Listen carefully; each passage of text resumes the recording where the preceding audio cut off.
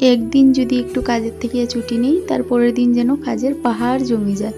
So hello everyone, welcome to new blog. এই ব্লগটা হইছে আমরা অ্যানিভার্সারির পরের দিনের ব্লগ।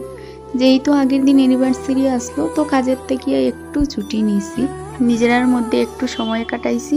আর এই যে দেখো, একদিন কাজের থেকে ছুটি নিলে যে অবস্থা হয় আর কি, এত এত কাজ জমিয়ে রইছে যে আজকে সারা দিন আমার কাজ করতে লাগবে। গোলাপ দুইটারে একটু জলের মধ্যে রাখছি, তাইলে কতদিন থাকবো আর কি, পালাই দিতে খারাপ লাগে। জল দিয়া রাখলে এইভাবে কতদিন থাকে।